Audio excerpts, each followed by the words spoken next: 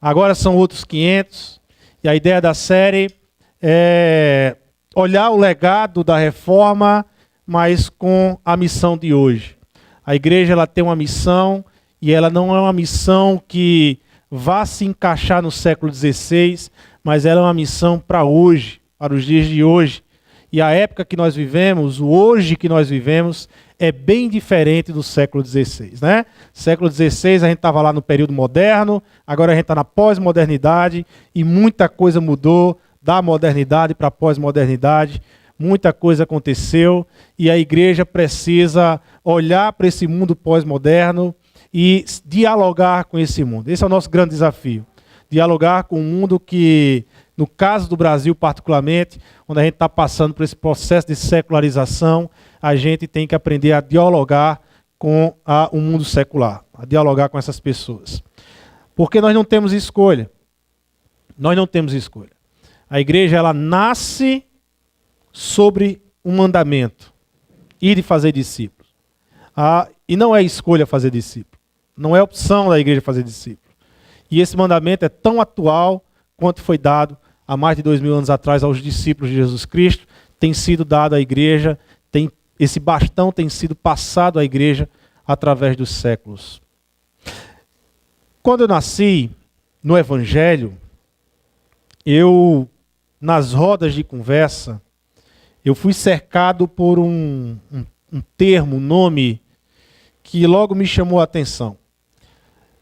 Discípulo, ou discipulado, se envolver, ser discípulo.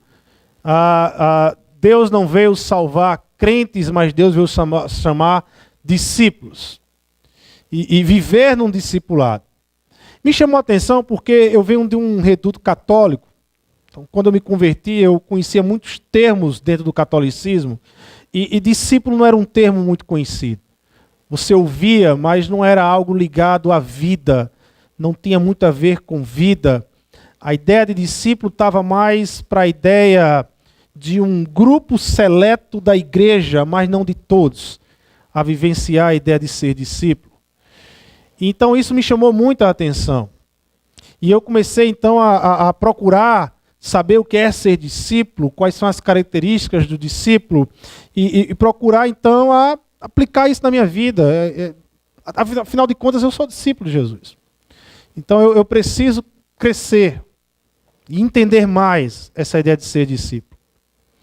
Mas pouco a pouco, com o passar do tempo, eu fui me distanciando. Mesmo dentro da igreja, eu fui me distanciando dessa ideia de ser discípulo. Pelo menos na ideia de ser discípulo nas Escrituras. O que é que a Bíblia fala de ser discípulo? Eu fui me envolvendo, pouco a pouco, nas estruturas e dentro de uma subcultura criada dentro da igreja, em que a ideia de ser discípulos está mais ligada à ideia de participar de algumas programações. Então eu fui entendendo que ser discípulo é uma vida participativa e ativa dentro da igreja. E na igreja onde eu congregava e cresci e recebi o Evangelho, nós tínhamos várias programações, daquelas bem tradicionais. Então nós tínhamos o culto do domingo à noite, nós tínhamos o culto matutino, nós tínhamos o culto de oração na quarta-feira, e a EBD no domingo pela manhã. E essas eram as estruturas. E essas estruturas, elas não são más em sua essência. Mas elas podem se tornar uma pedra na caminhada do discípulo. São ferramentas de bênção. Mas quando eu começo a me relacionar com essas estruturas, não como ferramenta de bênção, mas como um meio de medir a minha espiritualidade e dizer o quanto eu sou ou não sou discípulo, aí ela se torna um perigo. Aí ela se torna um perigo. Então, eu participava de todas. Toda a programação da igreja eu estava dentro. Eu não perdia uma programação da igreja. E quando não tinha programação da igreja, a gente inventava churrasco com os crentes. A gente vivia com os crentes. A gente respirava com os crentes, a gente dormia com os crentes, a gente queria acordar com os crentes, a gente vivia de encontros com os crentes, eu vivia beato dentro da igreja. Eu não perdia nada. Porque, afinal de contas, essa era a minha ideia de ser discípulo. E ser discípulo é não perder nada. E se eu não perco nada, então, eu estou ali nota 10 na minha espiritualidade, na minha caminhada com ser discípulo. Mas tem um problema nisso. Tem um problema nisso. E você sabe o que é que tudo isso produziu em mim? Eu desaprendi a fazer amigos descrentes. Eu desaprendi a conversar com gente que não conhece Jesus. Eu desaprendi, eu não tinha amigos praticamente descrentes. Toda a minha amizade, 2 anos depois da minha conversão, se resumia a crente. Você pensa, existe algo mais terrível do que isso? Porque eu me lembro que eu fiz um curso de evangelismo. No culto das 17 horas eu me esqueci do curso, mas agora eu me lembro do curso. Cristão Contagiante. E uma das perguntas era, coloque, era uma lista, quantos amigos que não conhecem o Evangelho, que não conhecem Jesus você tem? Eu me lembro, Deus do céu, eu coloquei 5 nomes. 5 nomes. 2 anos depois que eu conheci o Evangelho, eu só tinha 5 amigos descrentes. A gente vive e acaba se acostumando e a gente acaba se aprisionando nesse gueto e a gente não descobre o mundo lá fora e a gente acaba vivendo uma vida dentro da igreja sem propósito nenhum. Nenhum. A igreja, ela nasce com a proposta missional. E se eu não vivo missões na minha vida, eu vivo sem propósito. A igreja nasce sobre um mandamento: ide fazer discípulos em todas as nações, ensinando-os, batizando-os em nome do Pai, do Filho e do Espírito Santo. A igreja nasce nisso. A igreja nasce nessa proposta. E se eu não vivo isso, eu não vivo a agenda de Deus. A agenda que Deus tem para a igreja dele é essa. E se eu não vivo isso, eu vivo a minha agenda, as minhas preferências, mas não a agenda de Deus. Então, eu me acostumei tanto nessa subcultura que eu não sabia nem mais falar com descrente. Aí parar o carro para abastecer no posto de gasolina. Como é que você chama o frentista? Ei, irmão, basta esse aqui, o carro aqui. Ah, o garçom está demorando com a sua pizza. Ô, abençoado, a pizza. Ele não sabe o que é abençoado. O que é irmão? O máximo que ele vai escutar é, ali é um crente. Pronto. Eu desaprendi de uma forma tal que até expressões de dentro da igreja eu estava usando lá fora. Perdendo totalmente a minha comunicação, a minha oportunidade de dialogar e de comunicar o Evangelho de Deus. O Evangelho de Deus. Eu tenho sido, e eu tomei uma decisão de construir amigos descrentes. De mudar a minha lista. Tenho pensado, às vezes, seriamente em fazer um curso no UFRN. Eu acho que é um campo fantástico para apresentar Jesus Cristo através da amizade e construir amizades lá. Mas nós precisamos de abrir pontes, abrir meios, ter momentos com gente que não conhece Jesus e fazer amizade com essa turma. De andar com essa turma. De deixar com que eles vejam o Cristo que habita em nós e a transformação que Deus tem feito em nós. Um dos grandes legados da Reforma foi a atitude de Lutero deixar o monastério e viver a vida de ser discípulo fora do monastério. O Dietrich Bonhoeffer, que escreve esse livro Discipulado, pastor na Alemanha, que morreu na Segunda Guerra Mundial. Aliás, esse livro aqui é fantástico sobre discipulado. Ele escreve algo sobre Lutero que eu queria dizer aqui. Ele diz assim: o caminho de Lutero, do mosteiro para o mundo, representou o ataque mais forte contra o mundo desde o surgimento da igreja primitiva. A renúncia do monge ao mundo na vida monástica foi brincadeira de criança, comparada à renúncia que o mundo vivenciou por parte daquele que a ele retornava. O ataque era frontal. Agora, o discipulado de Jesus tinha de ser vivido em meio ao mundo.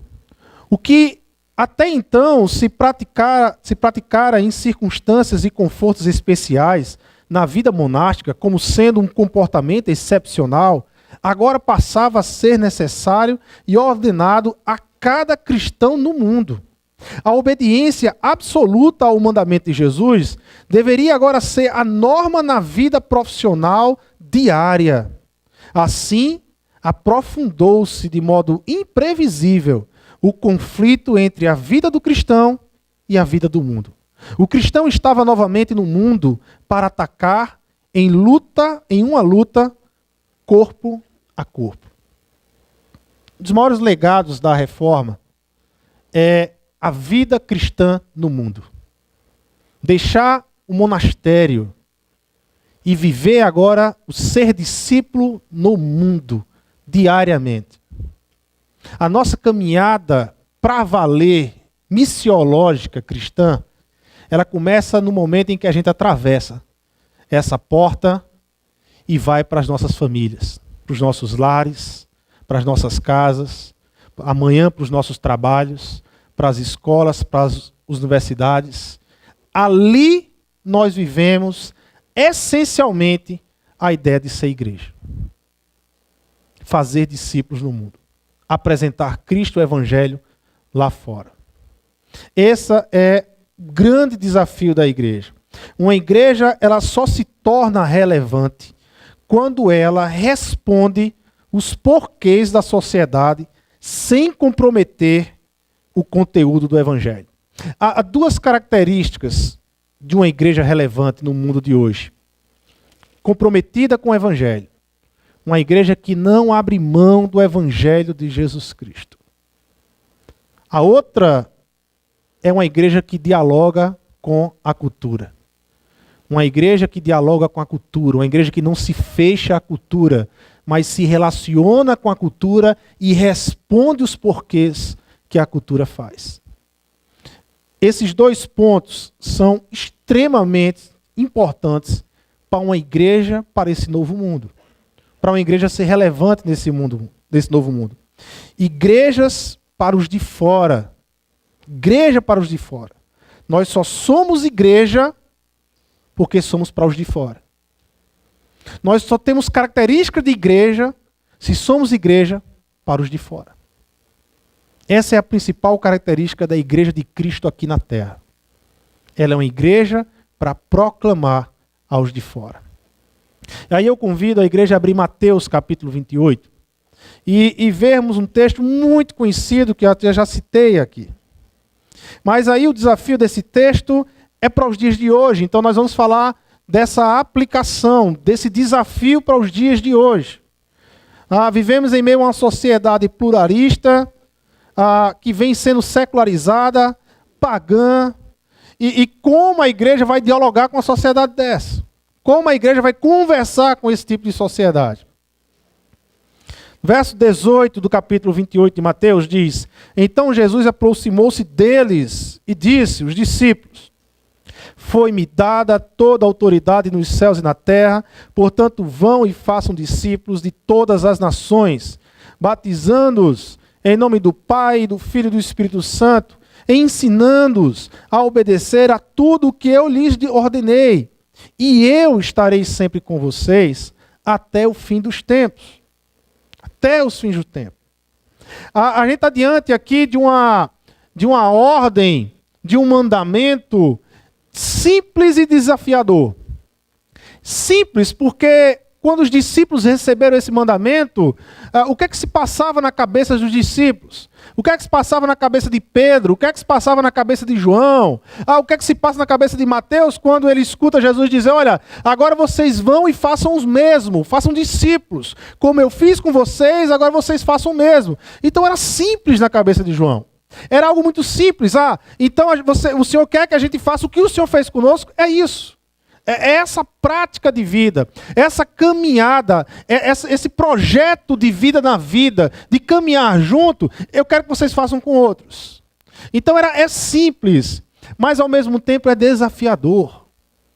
É desafiador desde o início da igreja.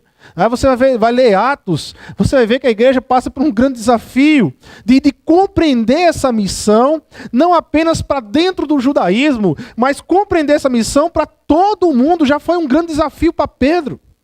Entender que a missão não é só uma missão judaica, que as boas novas não era só para judeus, mas era para todo mundo ouvir as boas novas. E já foi um grande desafio. E é um grande desafio nos dias de hoje. Num mundo pós-moderno, num mundo que ataca a família, num mundo que tem uma tendência a não crer mais em Deus, a não crer mais no Criador, a enxergar tudo como uma construção social, sem a presença de Deus, nós temos um grande desafio de mostrar a ilógica, a falta de lógica que traz esse pensamento, a incoerência que traz esse pensamento e a lógica e a racionalidade que traz um pensamento a partir de uma projeção de um Criador. E nós temos esse desafio para o mundo hoje. Não adianta, irmãos, a igreja não dá mais para se fechar, porque se nós queremos nos fechar, como a igreja fez há 30, 40 anos atrás, e hoje nós estamos colhendo a semente daquela igreja que se fechou para o mundo, onde hoje toda a expressão de cultura lá fora, seja no cinema, seja no teatro, seja na TV, seja em qualquer expressão de cultura lá fora, dificilmente você vai encontrar um grande cristão, um grande discípulo de Jesus Cristo produzindo cultura, porque a igreja de 30, 40, 50 anos atrás preferiu se fechar. E hoje nós não temos grandes professores cristãos nas universidades. Hoje nós não temos grandes filósofos escrevendo livros e debatendo filosofia de alta a complexidade cristão. Perdemos ao longo do tempo, ao longo das décadas, perdemos de sermos relevantes na cultura. E hoje essa geração colhe esse fechamento que a igreja lá de 30, 40, 50 anos atrás tomou a decisão de se fechar. Nós não podemos nos fechar, nós temos que ir para o diálogo, nós temos que conversar. E para isso exige da igreja hoje estudar, ler, buscar respostas para responder. Gente, não cabe mais na sociedade que nós vivemos hoje, não cabe mais você responder um porquê da sociedade apenas em uma frase. Isso é questão de fé, é para quem crê. Não dá mais. Você tem que justificar a sua fé. Não cabe mais. Não dá para viver a época dos caça-bruxas. Se você não crê, joga pedra, joga fora. É ruim. Não dá mais. Nós não vivemos mais num mundo cristianizado. Nós vivemos num mundo secularizado. E se nós não soubermos dialogar com esse mundo, a igreja se fecha, se cala e empobrece aqui na terra. Por que empobrece? Porque nós deixamos de viver para aquilo que nascemos. Nós nascemos para proclamar. E quando nós perdemos a voz e não proclamamos, nós nos empobrecemos. Nos empobrecemos e deixamos de viver para a glória de Deus. Deixamos de viver para a glória de Deus. Mateus, o grande mandamento, ou a grande comissão, ir de fazer discípulos, ela vem com a expressão de autoridade antes. No verso 18, Jesus vai dizer, olha, foi-me dado todo o poder nos céus e na terra. Nós temos aqui um conceito de autoridade que sobrepõe a grande comissão. Aliás, o Evangelho de Mateus, você vai estar todo nele esse conceito de autoridade. O Evangelho de Mateus, ele apresenta Jesus como um rei, como o rei, como o descendente de Davi, como aquele que veio, o Messias que veio para governar, o grande rei que Israel tanto esperava. Então, todo esse conceito da autoridade você vai ver em Mateus. Mas como não dá tempo para a gente aplicar todo o conceito de autoridade de Mateus, nós temos duas pontas de conceito da autoridade de Mateus na vida de Jesus Cristo. No capítulo 4 de Mateus, você tem a tentação de Jesus Cristo. Jesus ele vai ao deserto e ele é tentado por Satanás. E o que é que Satanás oferece a Jesus Cristo? Uma das coisas que Satanás oferece a Jesus Cristo é poder. É autoridade. Satanás diz assim, olha, todo poder eu posso lhe dar. Basta você aceitar. Basta você aceitar. Tudo isto te darei. Você será rei de todas as nações. Basta você se prostrar diante de mim. Então Satanás ele oferece poder. Mas Jesus ele nega o poder que vem de Satanás. Porque o poder que vem de Satanás é um poder que nega a cruz. E Jesus ele veio para a cruz. Então Jesus ele nega o poder de Satanás. E a partir dali, Jesus ele começa a missão dele aqui na terra. A partir dessa negação de poder satânica, Jesus ele começa a missão dele aqui na terra. Então Jesus ele começa a missão, ele vai à cruz, ele morre pelos nossos pecados e ele ressuscita ao terceiro dia. E depois de ressurreto ao terceiro dia, Jesus então chega para os seus discípulos e mais uma vez ele vai falar de autoridade, mas agora a autoridade que ele conquistou na cruz do Calvário. E ele vai dizer, então foi-me dada todo o poder nos céus e na terra. Todo o poder nos céus e na terra. Não é meio poder, não é parte do poder, não é um poder apenas terreno, não é um poder apenas local, mas é todo o poder dos céus e da terra foi dado a Jesus Cristo. Jesus ele é o rei do universo. É Ele que está fazendo nova todas as coisas. Existe aqui nesse texto uma estrutura interessante, uma estrutura de reis. Jesus ele vai usar aqui uma estrutura que para as pessoas daquela época já era conhecido.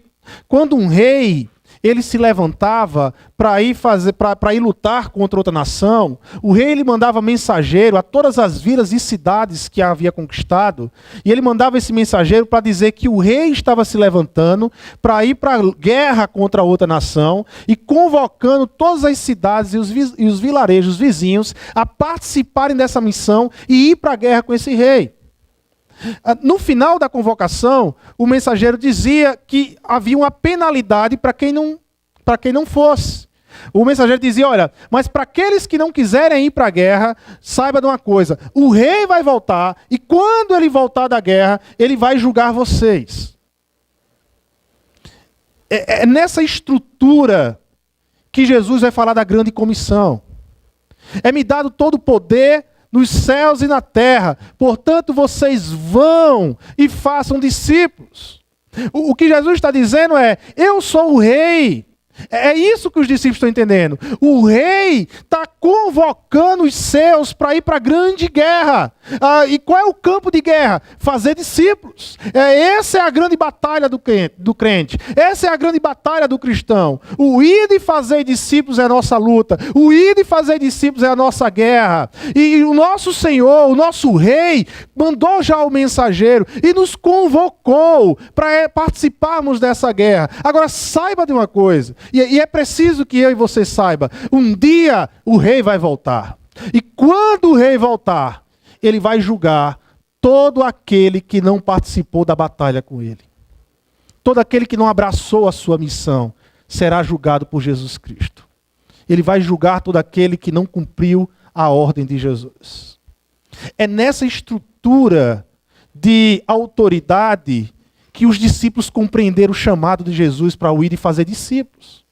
É nessa estrutura de autoridade que eu e você, nós temos que compreender o ir e fazer discípulos. Não é qualquer um que está nos chamando. É o Rei do universo. É o Rei dos reis. Que convoca aqueles que são dele, que recebem a mensagem de bom grado, o evangelho, e se levanta para ir para a batalha. Porque a igreja está em missão. Mateus 28:18 nos mostra o ponto central da missão. Deus não está redimindo apenas almas, meu irmão. Deus está redimindo a história. É dado todo o poder nos céus e na terra. Ele não está salvando apenas alma, ele está redimindo a história da criação. Toda a história, todo o cosmo está num processo de redenção, de reestruturação, de reorganização diante do Cristo que reina. Todo o universo. Há uns 4 anos eu fui apresentado a um conceito de missão que me chamou muito a atenção. A ideia da missão integral. Eu li alguns pais da missão integral, do René Padilha, do Orlando Costas, li alguns livros e fiquei fascinado. A missão da igreja ela é integral. A missão da igreja não é apenas para salvar almas, mas é todo. Deus não fez apenas alma. Deus, quando construiu o ser humano, ele construiu o ser humano dentro de uma capacidade psicológica, social, da alma, espiritual, mas de um todo. E a missão é a restauração, a redenção vem para o todo. A redenção traz redenção à alma, mas traz redenção ao psicológico, traz redenção ao sociológico, redime o homem como um todo. Então a missão da igreja ela é integral. De forma integral. Mas a gente tem que também ter cuidado com alguns extremos da missão integral. Não é a missão integral, mas você tem dentro da missão integral os seus extremos. Onde a ideia de fazer missão integral é quase que não levar o evangelho. E não existe missão sem evangelho. Não tem missão sem evangelho. A igreja que faz missão integral, mas não prega o evangelho, ela pode ser uma ONG, ela pode ser um partido com uma outra ideologia bacana, mas ela não é a igreja de Cristo, porque a igreja de Cristo faz missão com evangelho. Porque a única coisa que transforma o homem por inteiro, não apenas uma transformação local, mas inteira e eterna, é o Evangelho de Cristo Jesus. É a única forma de você mudar e transformar. Não existe ideologia do mundo que transforme o homem como o Evangelho pode transformar. A Igreja de Cristo tem uma agenda e muitas vezes a agenda de Deus não é a minha agenda, não é a sua agenda, não é a nossa agenda. E aí nos leva a um outro desafio do mandamento. O mandamento diz: vão e façam discípulos em todas as nações. Uma igreja que fala para as nações. Uma igreja que fala para o mundo. E esse é um outro grande desafio. A expressão todas as nações exige de nós que a gente abra mão do nosso mundinho para abraçar o mundão lá fora e responder às questões que o mundão lá fora está fazendo sobre existência, sobre vida, sobre perspectiva de vida, sobre o que é a vida, qual é o sentido da vida, e nós temos a resposta para isso, meu irmão. Mas aqui nós temos 2 perigos. Quando nós saímos para fazer a missão lá fora, nós temos que ter cuidado. Há 2 perigos nessa missão. Primeiro perigo é que a gente pode ser envolvido pelo mundo. De maneira que a gente, em vez de moldar o mundo, nós nos moldamos pelo mundo. O evangelho ele é inegociável. Quando o apóstolo Paulo ele está escrevendo à igreja de Coríntios, e ele vai dizer que essa questão de alimento, ela deve ser negociável, ou seja, gente, pelo amor de Deus, para de discutir se alimento X não pode ser, é pecado, se outro alimento não é. todos os animais foram criados por Deus, portanto não existe pecado em você comer alimento X ou alimento Y. Vamos parar com isso, mas se o seu irmão ou se uma pessoa se escandaliza porque você vai comer aquele alimento, o que é que custa você abrir mão de comer aquele alimento naquele dia? Se você tem maturidade o suficiente para abrir mão daquele alimento em prol da construção de um diálogo, em prol da construção de uma ponte com um irmão ou com uma pessoa de fora, o que é que custa você abrir mão disso? Ou seja, o que Paulo está dizendo é que existem elementos na cultura que são flexíveis, que a gente não pode ficar engessando e querendo engessar o tempo todo a cultura, mas existem coisas que são flexíveis, que a gente pode abrir mão em prol de uma oportunidade maior, de construir uma amizade maior, e a partir dessa amizade, apresentar o Evangelho e o amor de Cristo. Mas veja quando Paulo muda, quando o assunto é Evangelho. Gálatas capítulo 1, verso 9. Como já dissemos e agora repito, se alguém lhes anunciar um evangelho diferente daquele que já receberam, que seja amaldiçoado essa pessoa. Veja como Paulo, ele não negocia o evangelho de Cristo. O evangelho, ele é inegociável. O conteúdo, ele é inegociável. Algumas pessoas dizem que Paulo errou lá no Areópago, em Atenas, lá em Atos capítulo 17, quando Paulo, no final do discurso dele, ganhando a multidão e as pessoas prestando atenção no discurso de Paulo, mas aí Paulo vai terminar o discurso dele apresentando Jesus Cristo, aquele que morreu na cruz e ressuscitou ao terceiro dia. E algumas pessoas vão dizer assim, rapaz, Paulo adiantou, Paulo poderia ter aberto mão dessa ideia da ressurreição, porque a ressurreição do corpo era uma ideia inaceitável na cultura grega. E Paulo perde toda a plateia naquele momento. Alguns vão chamar Paulo de tagarela, de louco, não sabe o que diz. E Paulo perde a plateia. E alguns olhando ali aquele texto dizem, rapaz, Paulo eu acho que foi precipitado. Ele poderia não ter falado dessa ressurreição. Ele não foi precipitado. Porque Paulo aqui ele não está querendo ganhar aplausos. Paulo ele está revelando o Evangelho. E o Evangelho, um dos pontos centrais é Jesus morreu na cruz para pagar os meus pecados e ressuscitou ao terceiro dia. Ele vive. O Cristo que eu adoro é um Cristo vivo. E é inegociável o conteúdo do Evangelho. Paulo não está querendo fazer apresentações para filósofo grego do seu conhecimento. Paulo está usando um pouco da filosofia grega, mas para apresentar o Evangelho de Jesus Cristo. O Evangelho de Jesus Cristo. O conteúdo, então, ele é inegociável. Mas existe um segundo perigo. O primeiro perigo é se amoldar à cultura. Mas existe um outro perigo também. De defender uma embalagem, de defender uma roupagem que não é o Evangelho. De defender uma capa de religiosidade e de tradicionalismo que não é o Evangelho de Cristo Jesus. E esse é um outro perigo que a igreja tem.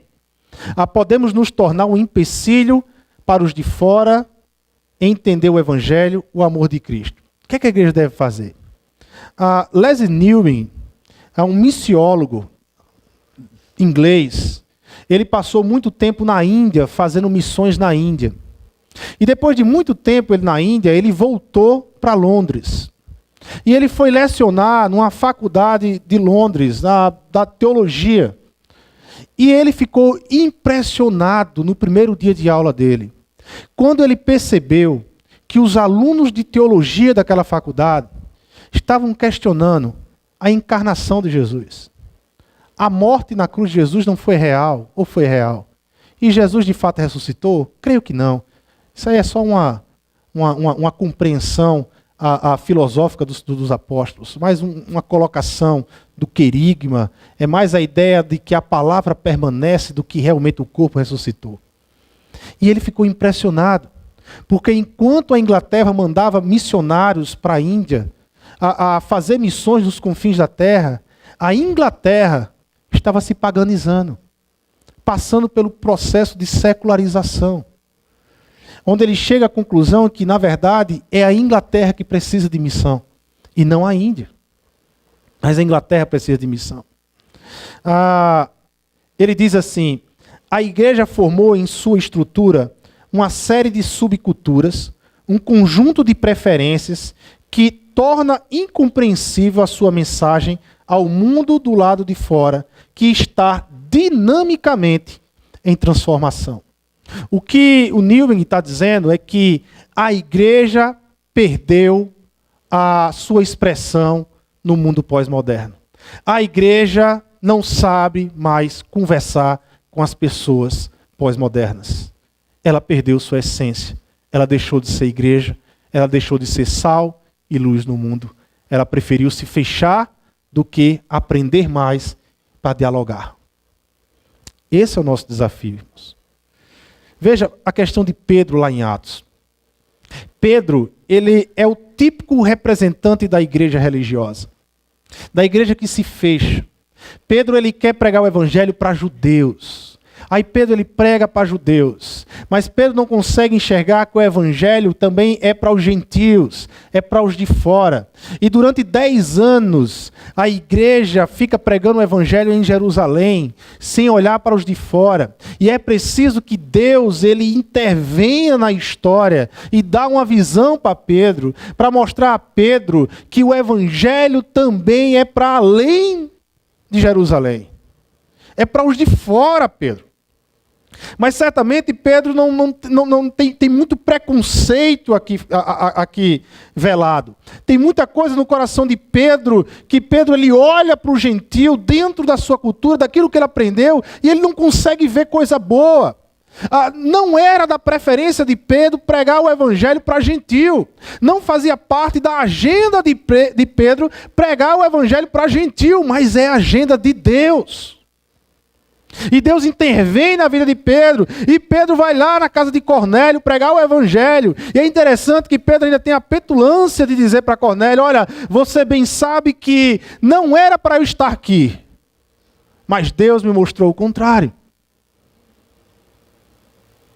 Newman, ele vai dizer que a única forma de a igreja ser relevante neste novo mundo é a igreja se convencer de que Deus já nos mostrou o contrário, irmãos. Evangelho para esse tipo de gente aí fora não dá para pregar. Deus já nos mostrou que sim, é responsabilidade nossa pregar o evangelho lá fora. É responsabilidade da igreja anunciar as boas novas lá fora. É estar disposto a entrar na agenda de Deus, abrindo mão da nossa própria agenda. Mas entrarmos definitivamente na agenda de Deus. Senhor, o que é que o Senhor quer para a tua igreja?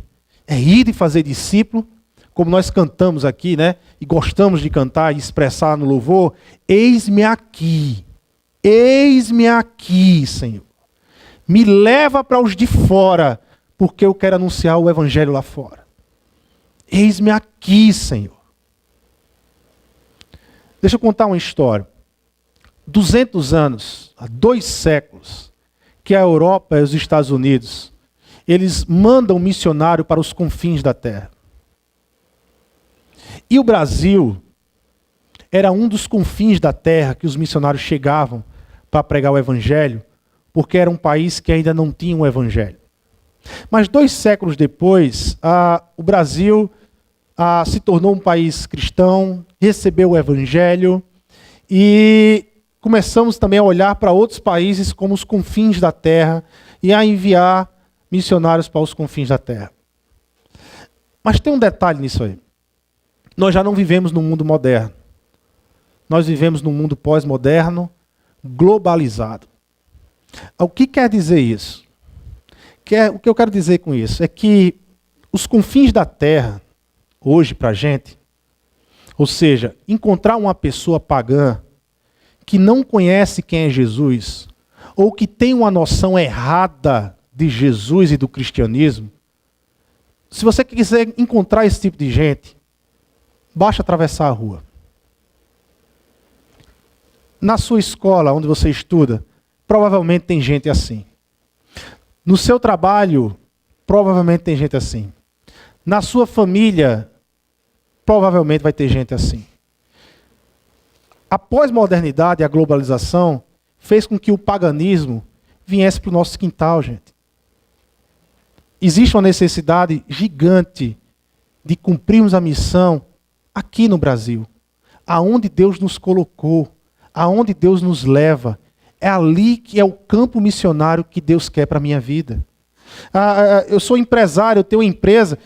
Use a sua empresa como campo missionário. Abençoe os seus funcionários. Procure dialogar com eles. Procure um espaço para apresentar o evangelho para eles. Eu sou professor de instituições. Procura. Você tem muitos jovens, você tem muito adolescente. Procura ver diálogo, procura ver pontes. Que você consiga apresentar de uma forma criativa e inteligente o evangelho. Eu trabalho, procura isso. Eu sou aluno, né? Certa vez ver um grupo de adolescentes pedir para fazer um trabalho evangelístico gigante ali na praça. E eu perguntei como é que estava o trabalho evangelístico na escola. Porque de segunda a sexta não existe campo melhor. São 5 dias na semana que você está diante das mesmas pessoas que não conhecem Cristo. E o trabalho na escola estava 0. Mas como é que você quer fazer um trabalho grande se no menor e na oportunidade que você tem de 5 dias na semana estar junto, você não está conseguindo? Se no campo missionário que Deus abriu, você não está conseguindo. A gente tem muitos jovens aqui, muita gente que fez o Enem, que tem um sonho de ir para o UFRN, de fazer o curso, é bacana, mas quando eu penso no reino de Deus, quando você pensa no reino de Deus, qual é a lente? Como é que você vê o UFRN? Como é que você vê o seu curso? É o campo missionário que Deus vai abrir para mim. É a porta, é onde Deus me coloca. Gente, fazer missões a gente faz aonde Deus nos coloca. Aonde Deus nos manda. São as portas que se abrem. Ali a gente faz missão. É ali o campo missionário da igreja. O meu campo missionário, o seu campo da igreja, o seu campo missionário é onde Deus vai abrindo as portas. É isso dos grandes legados que a reforma nos traz. E nos desafia trazendo para os dias de hoje. Não estamos mais na modernidade, mas na pós-modernidade. Essas pessoas que não conhecem a Cristo e que necessitam do Evangelho, nos cercam diariamente durante toda a semana. O que é que nós estamos fazendo com isso? Nós estamos investindo tempo nisso? Nós estamos vivendo a agenda de Deus nessa realidade? Quantas pessoas esse ano você se relacionou com a intenção de apresentar o Evangelho? Quantas pessoas entraram na sua casa para jantar com você, para bater papo, para tomar um café, e você está construindo aquela amizade intencionalmente para apresentar o amor de Cristo? Quantas vezes você fez isso? Quantas vezes você entrou na agenda de Deus para transmitir e para viver a agenda de Deus? Um outro desafio do fazer discípulos em todas as nações é como a igreja vai cumprir essa missão. Veja, Mateus 28 ele vai dizer que batizando e ensinando. Batizando e ensinando.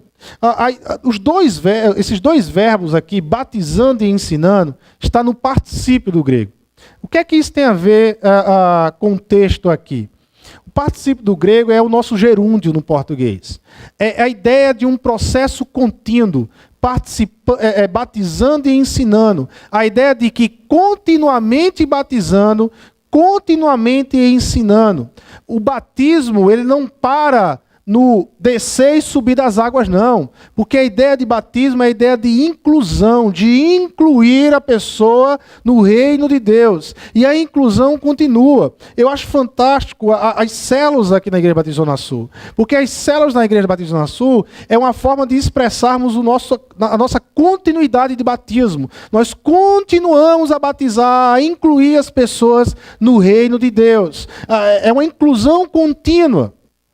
E ensinando é um ensino contínuo. É muito mais do que você fazer um módulo no guia do discípulo, mas é um ensino contínuo. É aquilo que Jesus ensinou para os seus discípulos. É o vida na vida. É a vida de Cristo na vida dos discípulos. É a vida do discípulo na vida daqueles que ainda não conhecem a Cristo.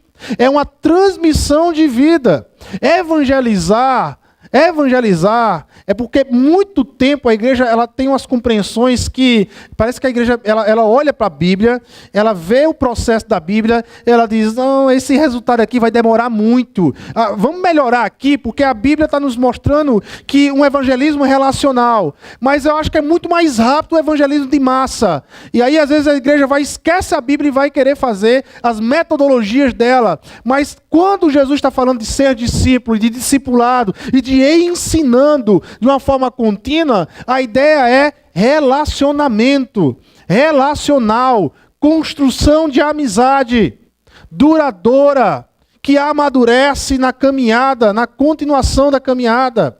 É esse tipo de discipulado que Jesus está transmitindo. É esse tipo de discipulado que os discípulos, ao ouvirem esse mandamento, compreenderam por quê? Porque eles viveram isso com Jesus. Eles andaram 3 anos com Jesus. Eles dormiam na casa de Jesus. Eles se alimentavam com Jesus. Eles caminhavam com Jesus Cristo.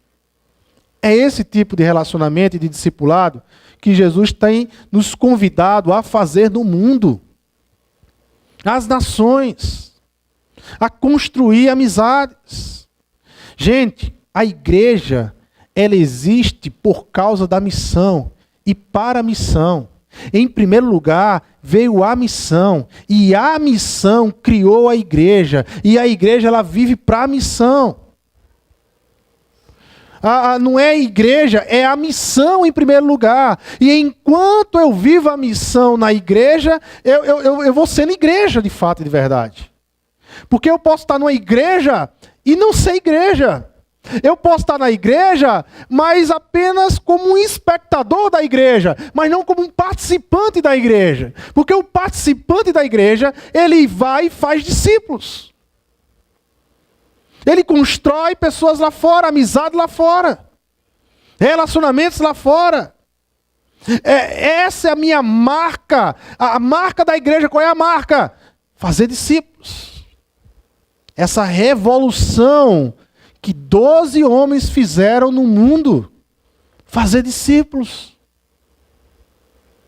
Ensinar o amor de Cristo. Veja, a gente tem um conceito errado de ser abençoado. Muitas vezes eu percebo em algumas frases que tem muita gente que não sabe o que é ser abençoado. E que o conceito de ser abençoado não é mais o conceito bíblico. Mas é o conceito que vem lá do iluminismo, do individualismo do iluminismo, que faz com que o homem seja o centro das atenções e acha que o conceito de ser abençoado está nele mesmo. Que o fim da bênção é Ele. Deus me abençoou com a salvação. Pronto. A salvação chegou em mim e aqui ela fica. O conceito de bênção é Ele. É individual e não de povo, de nações. Quando Deus ele chama Abraão, quando ele chama Abraão lá em Gênesis 12, Deus abençoa Abraão. Gente, para que Deus abençoa Abraão? Qual é a finalidade de Deus abençoar Abraão? Já parou para pensar nisso? Já parou para refletir sobre isso? Por que Deus abençoa Abraão? Qual é a finalidade disso? E aí o próprio texto ele responde: Abraão, eu vou lhe abençoar para que você seja bênção para as nações. Você sabe qual é, para mim, o grande equívoco teológico do judeu? Para mim, o grande equívoco teológico do judeu foi interpretar o conceito de eleição como um privilégio e não como uma responsabilidade. Mas como um privilégio. E para mim, ali o judeu errou. E construiu toda uma teologia errada. Ser salvo por Deus. Deus ter revelado a graça dele para você, lhe dá responsabilidade. Eu não sou salvo para ficar curtindo salvação. Eu não sou salvo para ficar no meu mundinho. Eu sou salvo, glória a Deus. Senhor, é isso mesmo, tal. E viver esse mundo de êxtase. E o mundo lá fora clamando e perguntando. E eu viver no meu mundinho de êxtase. Eu fui salvo. E aí é bênção que eu recebi de Deus para abençoar os de fora. Para abençoar quem está lá fora. Eu não fui salvo para ficar nesse êxtase louco que a gente gosta de viver, mas para ser bênção para os de fora. Eu recebi salvação para ser canal de bênção e de salvação para os de fora. É para isso que Deus institui igreja na terra. É para isso que nós estamos vivendo esse parêntese entre a subida de Jesus, entre a ascensão de Jesus e a segunda vinda dele. Nesse parênteses, ele faz a igreja. E a igreja é aquela que proclama o evangelho. Proclama o evangelho. E se eu não faço isso, se eu não vivo essa proclamação, eu estou assistindo, mas não estou participando da igreja.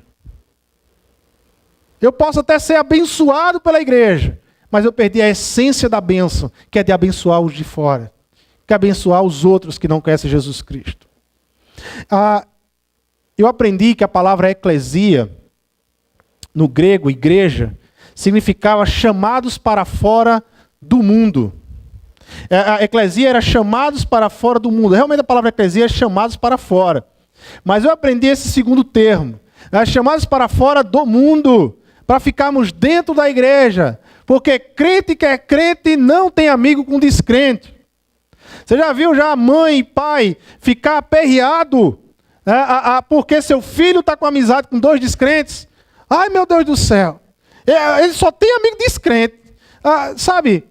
E a pessoa acaba aprendendo isso. Sabe aquela ideia que entre o culto da igreja e o aniversário do priminho, o aniversário do seu amigo, o seu pai e sua mãe vai levar você para o culto, porque é domingo e é dia de culto e é dia sagrado, e perde uma grande oportunidade de socializar, de se relacionar com aquele que não conhece Cristo, de fazer cumprir a missão. Porque acha que a missão vai estar num culto de domingo à noite, porque resume a missão a isso aqui, ó. Empobrece a missão de Jesus Cristo. A missão de Jesus Cristo é lá fora.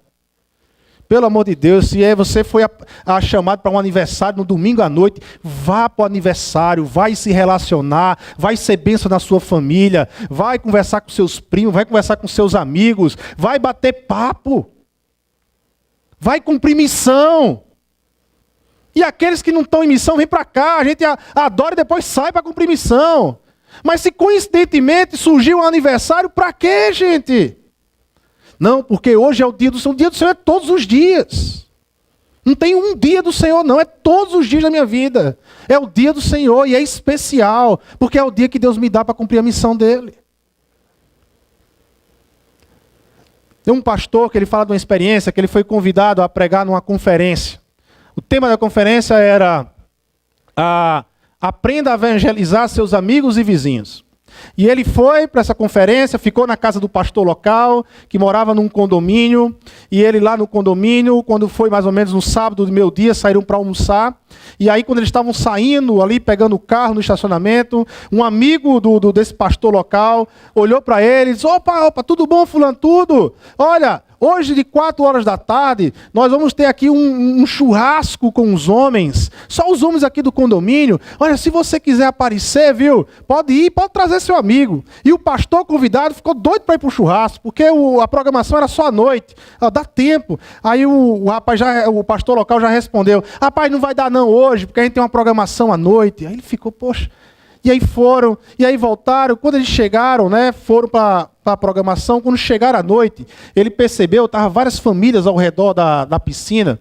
E aí o cara olhou para ele e mais uma vez acenou. Ô, fulano, tudo bom? Tudo. Olha, sobrou uma carnezinha do churrasco lá dos homens e a gente aproveitou para chamar as famílias. E a gente está aqui, olha, se você quiser descer com a sua família, não vai dar não, porque amanhã de manhã tem programação na igreja, é muito puxado, não dá não. Quando foi no domingo, tinha uma espécie de Cooper à tarde. O cara chamou ele de novo. Não dá, não era futebol. No Cooper não era futebol à tarde. No domingo. Não dá não, porque à noite aí eu posso chegar cansado na igreja.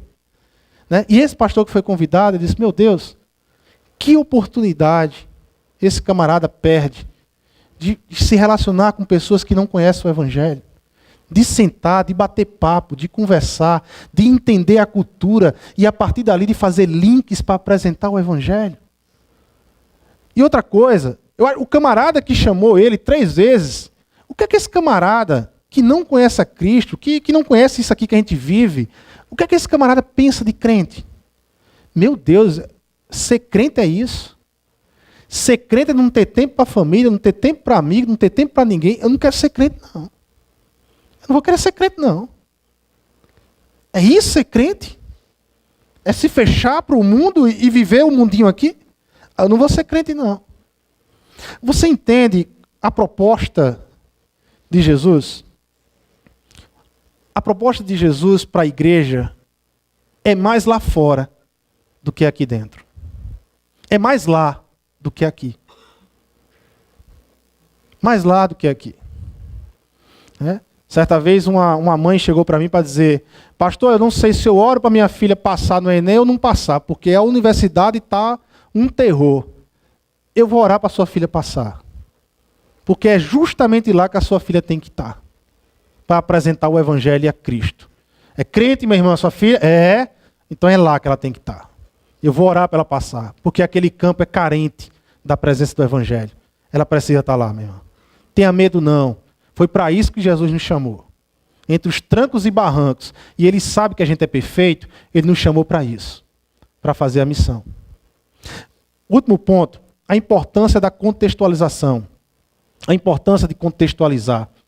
É muito importante quando eu vou fazer discípulos das nações, contextualizar. O que é contextualizar? É eu me tornar compreensível. É eu pregar o Evangelho, mas de uma forma compreensiva, na linguagem e na compreensão da pessoa que me escuta.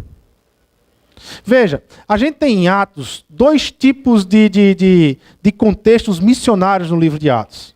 A gente tem um contexto missionário que está lá ligado a Pedro, e a gente tem um contexto missionário que está lá ligado a Paulo. Lá em Atos capítulo 2, do 14 ao 36, aí depois você em casa pode ler, você tem então a pregação de Pedro. Você tem um discurso de Pedro. Preste atenção no discurso de Pedro. Veja os argumentos que Pedro ele usa no discurso dele. Ele fala de Joel, profeta Joel, certo? Ele vai falar do Salmo de Davi, ele vai falar de Davi. Pedro ele vai usar várias vezes o termo Cristo, que era um conceito teológico comum da época. Cristo ungido. Gente, por que Pedro fala de tantas expressões do Antigo Testamento? Por que Pedro ele usa tantas expressões do Antigo Testamento? Porque ele está falando para quem? Ele está falando para judeus. Então é notório que o público de Pedro ele iria compreender quem é Jesus a partir de um link que Pedro está fazendo do Antigo Testamento. Era compreensível. Agora olha Paulo, Atos capítulo 17. Veja como é que Paulo ele distribui o seu argumento para pregar o Evangelho. Paulo não cita nada do Antigo Testamento. Paulo não cita nenhum profeta do Antigo Testamento. Paulo não cita nada das Escrituras do Antigo Testamento. Sabe quem Paulo vai citar? Paulo vai citar 2 filósofos gregos na argumentação dele. Paulo vai citar um filósofo chamado Epimênides, que nasceu em 600 a.C., quando Paulo ele vai dizer lá no versículo 28, pois nele vivemos e nos movemos e existimos. Epimênides ele vai, ele escreve, né, predições e sabedoria. Escreve oráculos e poemas de cunho mitológico e teológico. Essa expressão, pois nele vivemos e nos movemos e existimos, Paulo vai pegar da filosofia grega e Paulo vai dizer e vai usar para Cristo, para Deus. Pois nele vivemos, nos movemos e nos existimos. Paulo vai dizer, olha, a filosofia grega, em alguns conceitos, ela está falando meias verdades. Por que a filosofia grega não está falando toda a verdade? Ela não é clara. Porque ela precisa converter ao Criador, a Deus. A sua compreensão ela precisa ser convertida ao Criador. Quando eu converto isso ao Criador, as minhas ideias ficam claras.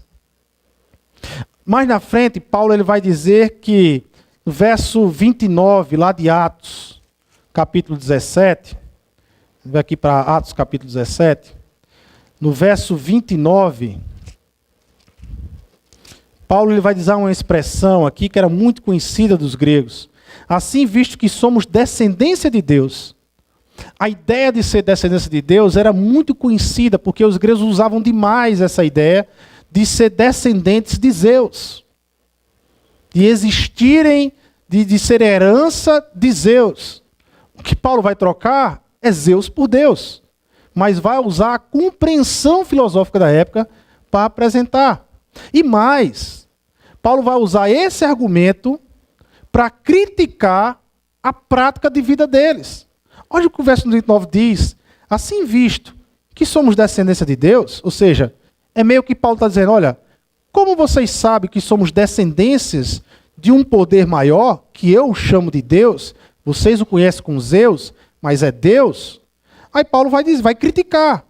Não devemos pensar que a divindade é semelhante a uma escultura de ouro, prata ou pedra, feita pela arte e imaginação do homem. Ou seja, se Zeus fosse Deus, não tinha como construir esculturas, porque não dá para definir quem é Deus, não dá para desenhar, não dá para colocar a imagem de Deus, porque Deus é muito maior do que qualquer imagem. É muito maior do que qualquer imagem. Então Paulo ele pega uma compreensão filosófica e traz a compreensão para ele e a critica, a usa criticando a cultura da sua época. A contextualização ela se utiliza da cultura para apresentar uma verdade maior que estar nela. Existem verdades que a cultura produz que ela precisa compreender essa verdade a partir das lentes de Cristo. Quando eu aplaudo, quando eu vou a uma peça de teatro, quando eu vou assistir um filme, e eu paro e digo, caramba, que filme maravilhoso, que história maravilhosa. E eu pegar aquela história e trazer ela para a história de redenção, de enxergar nela a história de redenção que ela tem, que ela produz, ela se torna mais lógica, gente. Se torna mais lógica. Veja, quase que todo filme tem uma história de herói por trás. Tem uma narrativa de herói por trás. Né? Se você for pegar todos os filmes, você vai ter mais ou menos isso. No primeiro ato, você vai ter o herói que ele ainda não entrou em cena de batalha. Ele está na sua vida comum. Ele está no seu cotidiano, na sua vida comum.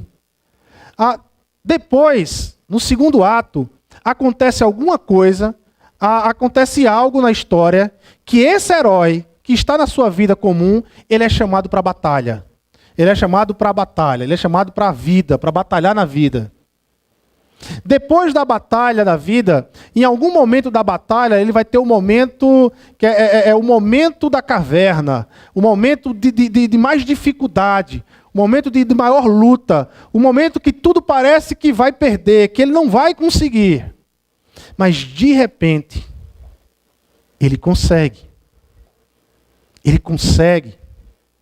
E ele consegue, e quando ele consegue a vitória, ele ao mesmo tempo traz esperança para as pessoas que enxergam na vitória dele esperança. Narrativa de herói. Isso você vai ver em quase todo filme. Né? Lá tem o discurso do rei. Quem já assistiu o discurso do rei? Né? Então você tem lá o herói que está na sua vida comum. De repente ele é chamado para a batalha, ou seja, ele não ia exercer o reinado, mas o irmão dele abdica e ele vai ter que agora ser rei. Ele é o sucessor, é a grande batalha. E aonde é que se trava a grande guerra dele? Ele é gago. E ele vai ter que fazer um discurso. E essa é a batalha dele. E no meio da batalha, ele tem lutas intensas. Parece que ele não vai conseguir. Mas ele consegue. E ele discursa. E enche o povo de esperança. Que história nós conhecemos que se parece mais ou menos com essas histórias? Ele está lá na vida dele, até mais ou menos seus 30 anos de idade. A partir dos 30 anos de idade, ele começa a sua missão, vai até os 33 anos, ele morre na cruz, parece que tudo acabou, não tem mais jeito, mas ao terceiro dia, ele ressuscita e ele enche o mundo de esperança. Por que será que os filmes que mais nos chamam a atenção carregam essas histórias de herói? Os filmes que mais nos emocionam têm essas histórias de herói por trás. Será que não é porque o mundo está encharcado da história de redenção? Será que não é porque Deus, o Criador dos céus e da terra, está redimindo o seu mundo? E a história de redenção está em todos os lugares. É isso que a gente precisa dialogar com as pessoas lá fora. E conversar com as pessoas lá fora. Eu queria terminar e concluir a mensagem. Porque eu sei, irmãos, que quando a gente vive o Evangelho, quando a gente vive o cristianismo, a gente quer dar o nosso melhor para Deus. Ninguém aqui quer viver um evangelho manco. Ninguém aqui quer viver um evangelho árido, seco. Todos nós queremos dar o nosso melhor para Deus. Só que o melhor para Deus, aqui, é fazer discípulo. Não tem nada mais que agrada a Deus do que Deus olhar para os seus discípulos e ver que os seus discípulos vivem debaixo da obediência da ordem dele. Fazer discípulos. E fazer discípulos, como eu já disse, não é uma opção para a igreja. Não é uma opção para a minha vida. Deus não colocou isso como opção, porque o único verbo imperativo que se encontra nesses versículos aqui, justamente está em façam discípulo. Façam. Está no imperativo do grego. Por que está no imperativo? Porque é ordem. Porque é ordem do nosso Senhor Jesus Cristo. Não é negociável. É ordem para todo aquele que é discípulo. E eu sei que muitas vezes a gente diz assim, eu quero, mas eu não sei começar. Eu quero, mas eu não sei como. Eu quero, mas eu estou com medo disso tudo. Como é que eu vou enfrentar o mundão lá fora? Como é que eu vou enfrentar as pessoas lá fora? Veja como é que Deus, veja como é que Jesus, ele termina a sua grande comissão. Veja como Jesus ele termina a sua grande comissão. E eu estarei sempre com vocês, até o fim dos tempos. Gente, Jesus ele sabe que a gente é fraco. Jesus ele sabe dos nossos limites. Jesus ele sabe que muitas vezes a gente vai ter medo de enfrentar o mundo lá fora. É por isso que ele não abre mão. Ele não abre mão de estar comigo e com você. Um só segundo. Um só segundo. Da onde vai vir a força de fazer discípulos lá fora? Vai vir de Jesus, que está com você. Creia nisso. Jesus é real. Ele é existencial e real na sua vida e na minha vida. Ele está com você. É interessante que a gente, às vezes, se apega a esse texto, e ele está comigo até o fim dos tempos, e a gente apega esse texto para tanta coisa, né? Às vezes é para uma crise, às vezes é para uma luta existencial, uma crise que estamos passando, mas Jesus está aqui, mas Jesus está aqui. Mas é impressionante como muitas vezes a gente não consegue usar esse texto para aquilo que o texto foi escrito. Dentro do contexto que o texto foi escrito. Foi dito por Jesus. Jesus ele queria encorajar os seus discípulos. Jesus sabia que ia ser difícil. Jesus sabia que a humanidade caída ia querer dar passos para trás. E é por isso que Jesus está olhando para Pedro, para Tiago, para João. E Jesus está fitando os olhos dele dizendo: eu vou estar com vocês. Creia nisso. Creia nessa verdade. Eu estou com vocês. Me encontrem. Me sintam. Eu estou com vocês. Vão sem medo. Pregue o evangelho. Fale do meu amor. Não tenha medo. Por quê? Porque eu vou estar com vocês até o último dia. Sabe de uma coisa, irmãos? Quando eu leio Atos dos Apóstolos, eu vejo um bando de discípulos enfrentando a morte, recebendo chibatadas, prisões, escárnios, mas eles não pararam de pregar o evangelho. Sabe por quê? Porque Jesus é real. Porque eles sentiam a presença de Jesus. E eles se enchiam de coragem. Todas as vezes que eles estavam com medo, eles se enchiam de coragem. E continuavam a pregar o evangelho. Que a gente possa sair essa noite desafiados a chamar Jesus para essa missão. Que é nós aqui na terra, mas com Jesus. Do nosso lado tudo é possível. Tudo é possível. Construam amizades. Conversem.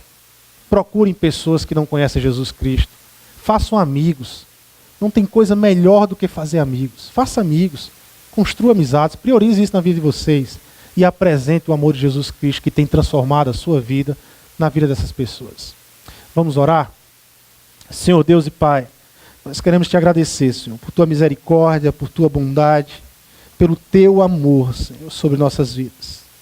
Pai, que desafio o Senhor nos deu de fazer discípulo em todas as nações, Senhor.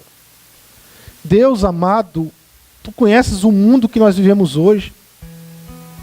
Tu sabes o quanto o mundo tem te negado, Senhor.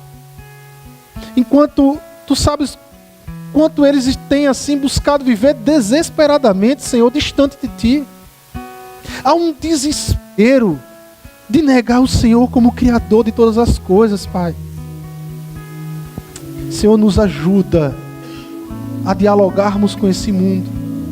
Nos ajuda a mostrar para eles, Senhor, que é muito mais lógico viver a vida a partir de um Criador do que negar a essência da existência. Nos ajuda, Senhor, com muita coragem, por meio do Espírito Santo de Deus, nos ajuda a proclamar o teu evangelho, a não nos calarmos. Àqueles que nos cercam, que não conhecem o Senhor, que a gente venha abrir as portas, não só da nossa casa, mas do nosso coração, Senhor.